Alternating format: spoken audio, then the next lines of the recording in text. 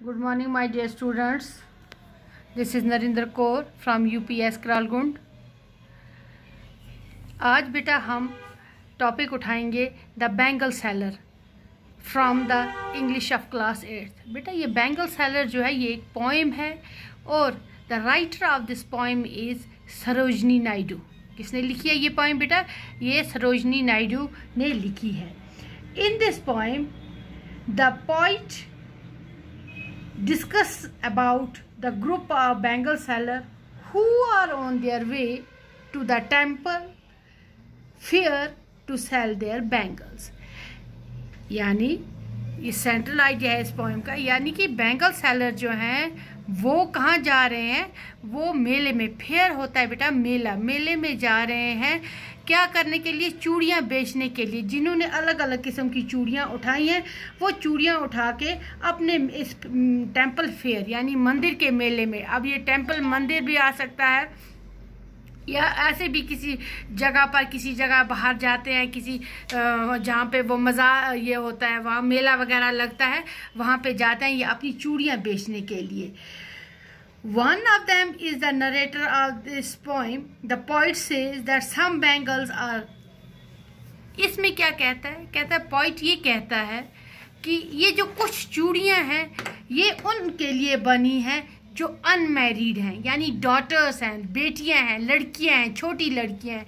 कुछ जो है ओल्ड एज के लिए बनी है, कुछ मिडिल एज के लिए बनी है, कुछ मेडन्स के लिए. यानी हर एज ग्रुप के लिए ये चूड़ियाँ बनी हुई हैं.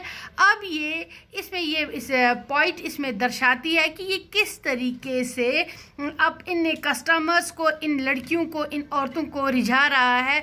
उन्हें इन चूड़ियों के बारे में समझा रहा है कि भाई आप ये चूड़ियाँ खरीदो, ये फलानी के लिए है, ये ऐसे एज के लिए. तो ये है इस पोएम में सारा रिलेटेड. अब हम इसका सेंट्रल आइडिया देखेंगे. इस पोएम का सेंट्रल आइडिया क्या है इस पोएम का बेटा? The bangle seller carries the load of bangle to sell at the fair.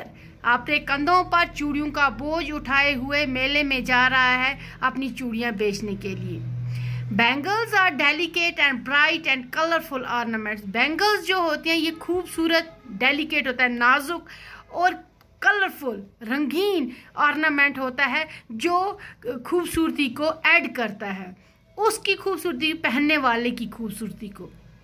यानी ये जो नाजुक खूबसूरत रंगीन चूड़ियाँ हैं ये उन औरतों, उन पहनने वालों को, चाहे वो औरतें, चाहे वो बेटियाँ हैं, चाहे वो छोटी लड़कियाँ हैं, चाहे वो मेडन हैं, दुल्हनें हैं, उनकी खूबसूरती में इजाफा करती हैं. Different bangles serve the different purposes on different occasions. हर डिफरेंट किस्म की चूड़ियाँ जो हैं इनका अलग अलग मकसद है और डिफरेंट ओकेजन में.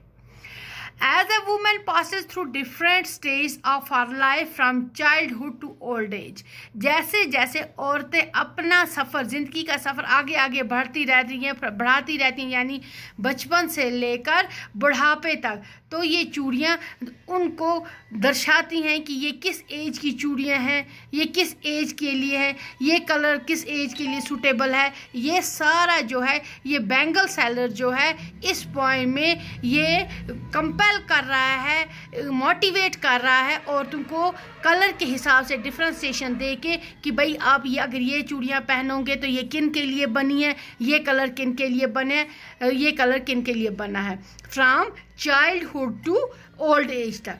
ठीक है बेटा, ये सेंट्रल आइडिया है. क्या सेंट्रल आइडिया है इस पोएम का? सेंट्रल आइडिया है bangle seller carries the load of bangles to sell at the fair. ये आप लिख लो, bangle seller carries the load of bangles to the fair.